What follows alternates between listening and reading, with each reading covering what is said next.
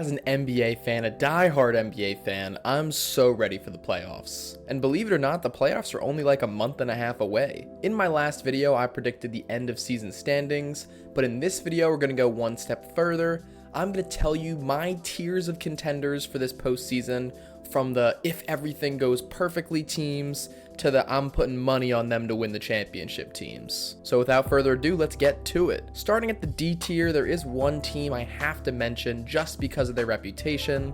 They're at the bottom of the Western Conference playoff picture right now, but I can't find it in me to leave them off, even though they may not even make it through the play-in tournament.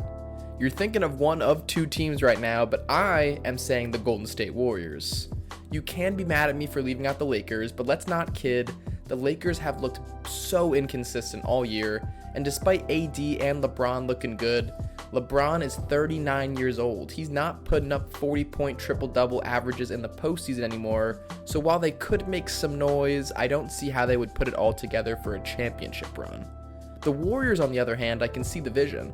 Steph Curry is still one of the best players on the planet.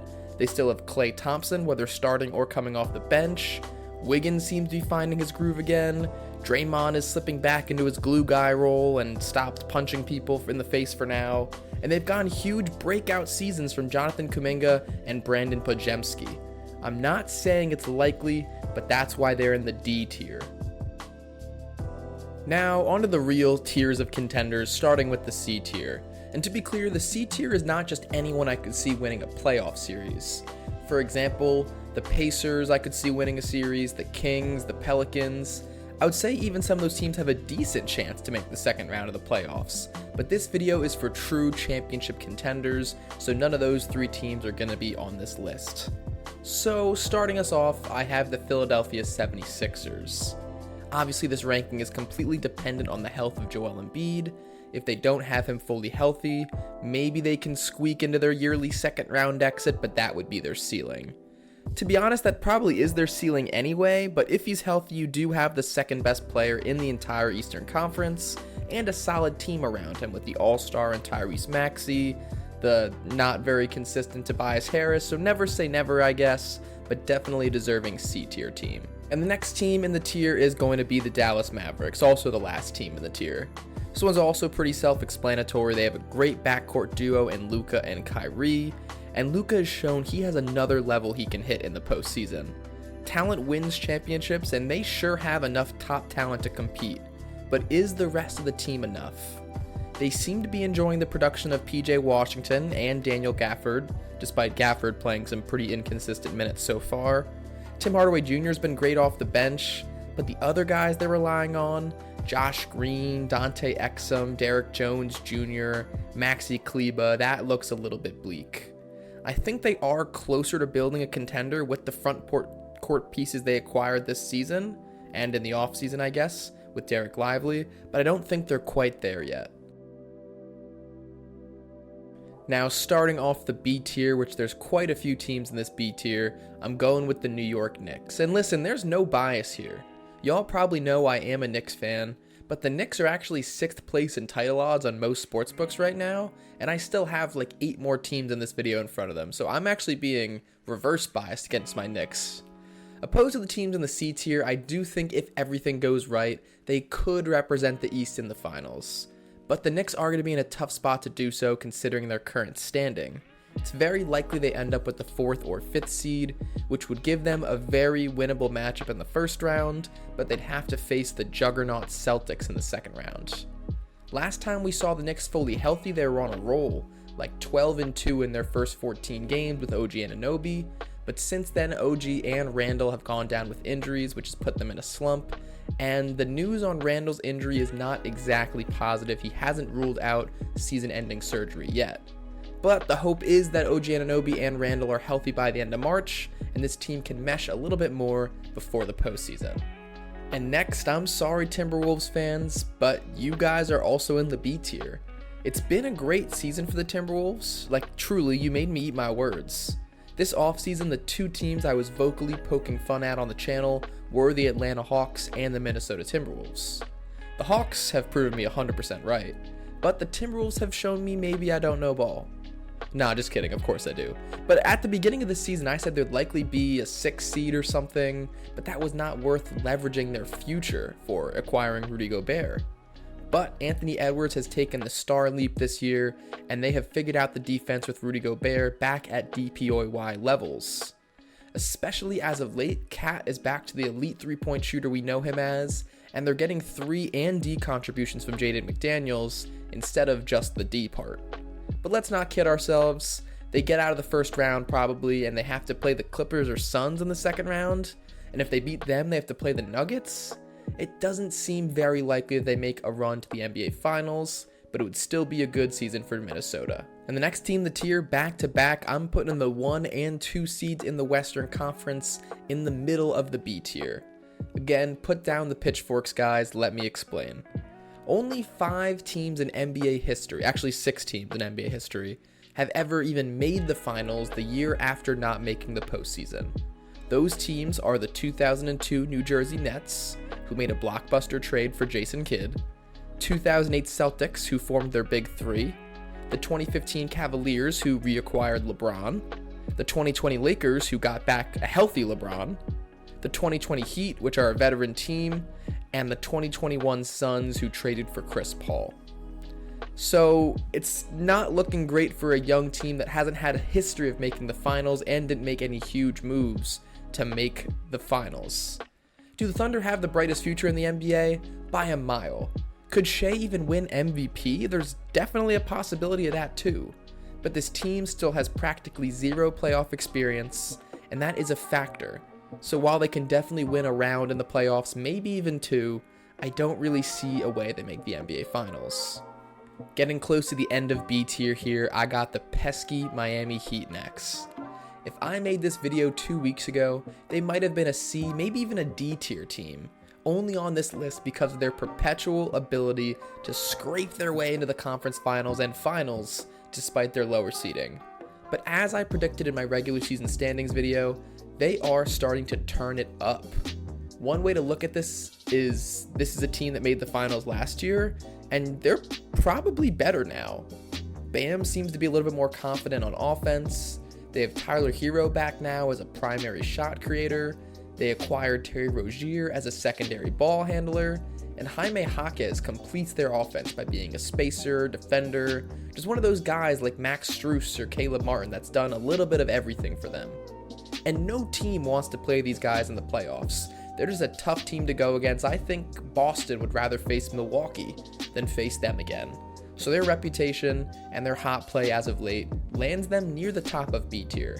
And this last team in the B tier, I could not decide whether I wanted to put this team at the bottom of A tier or the top of B tier, but I decided the Milwaukee Bucks feel like a B tier contender. Despite having probably the best player in the conference in Giannis, and Damian Lillard, who's known as a playoff hero, but has kind of spotty playoff stats when you look into it, but I digress. I think 90% of NBA fans pretty much wrote off a Celtics versus Bucks Eastern Conference Finals matchup as the only possibility for this season. I mean, Damian Lillard teaming up with Giannis seemed unstoppable. I fell victim to this trap too. But Damian Lillard's downtick in efficiency, and as of recently the hiring of Doc Rivers, have made the Bucks quite stoppable. On top of all that, their defense, which has been their calling card in the Giannis and Brook Lopez era, has been subpar too. They're not running the drop coverage with Brook Lopez that has been so effective.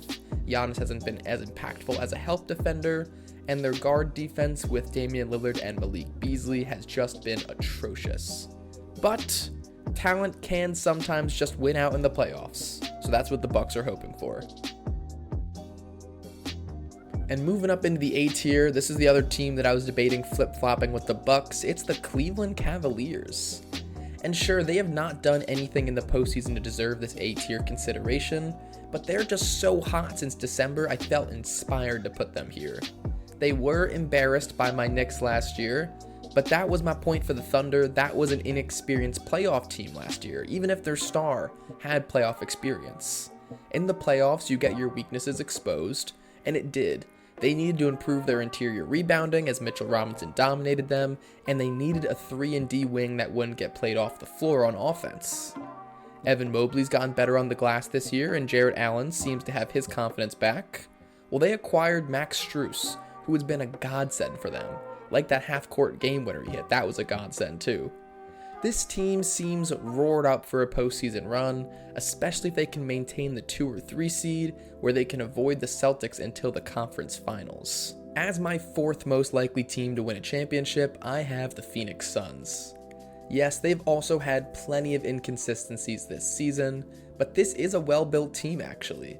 Kevin Durant and Devin Booker are 2 of the best players in the universe right now. Bradley Beal, at the very least, is a guy who will hit his threes, have some scoring outbursts, and run the second unit. Yusuf Nurkic has been a nice fit, and Grayson Allen rounds out a really nice starting 5. If everyone is healthy and playing at their peak level, this is easily one of the most talented teams in the NBA, so there's no reason they should not be an A-tier contender. And that is a big if, because Bradley Beal especially has really struggled with his health this season. But if so, if they all go into the playoffs healthy, they are easily my favorite bet right now. To win the finals, they are plus 1,800 on most sportsbooks, so for all my gambling fans out there, take that advice how you will.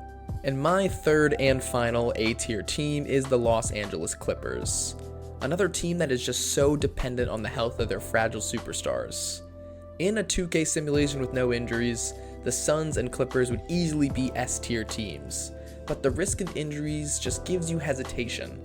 And obviously all teams' hope rides on the availability of their superstar, but the Clippers have had past struggles with this. But Kawhi and PG have done a great job of staying healthy this year, without even significant load management. Kawhi has played 52 of the Clippers' 57 games this year, scoring an ultra-efficient 24 points per game on 53, 44, 89 splits, which is just ridiculous. And Paul George has also played 52 games, scoring an efficient 22 points. The big thing is the addition of James Harden, which has opened up a lot for them. It was a controversial move, and a lot of people had differing opinions on how it was going to work out. But I liked the move. Kawhi and PG have been the primary ball handlers on this team since they got there, and while you want them with the ball in their hands, a facilitator like Harden is just making everything easier for them. Health aside, they are easily the 2nd best team in the Western Conference and have a legitimate shot to make and win the finals. And finally, the S tier, I will start off with the Denver Nuggets. And this one is very, very simple. They are the reigning champions, with the potential 3-time NBA MVP on their team in Nikola Jokic, which would put him in elite company when it comes to the greats of the NBA. And the rest of their team is pretty much the same, besides a few losses to their bench in last year's free agency, in Bruce Brown or Jeff Green, but neither of those losses make you super hesitant about their chances of repeating. They're going to need a guy like Christian Brown to step up again come playoffs, and they're going to need the continued solid play of Reggie Jackson. They're going to need Jamal Murray to become playoff Jamal Murray, but the avenue to a repeat championship is absolutely clear. I do have to say though, in a world without injuries, I'm probably flip-flopping the Clippers and Nuggets in my 2nd and 3rd teams of winning the championship. And what you all expected, at the top of the S tier, the team with by far the best odds to win the championship, holder of the NBA's best record, it's the Boston Celtics. They've had good teams, great teams even, ever since Tatum came into the league. They made the finals in 2022, they were a game away from making the finals last year, but they've always felt like they were missing something. I have never loved the fit of Jaylen Brown and Jason Tatum together, but the rest of the fit on this team is unbelievable. Everyone in their starting lineup is an all-star in their role. Drew Holiday is just what Marcus Smart thought he was. Derek White might be the best 4th scoring option you could have in the NBA. Jason Tatum is having another all-NBA caliber season. And Kristaps Porzingis has been really, really good for them, holding down the interior and spacing the floor on offense better than Al Horford ever has. With Drew Holiday and KP staying healthy, it's hard to imagine too many scenarios in which the Celtics do not at least make the finals. Well, I guess unless the Heat have something to say about that again. But let me know what you guys think. What teams am I being too high or too low on? And let me know in the comments who you think is winning the 2024 NBA championship. This has been the Sports Ball Network, signing off for now. Peace.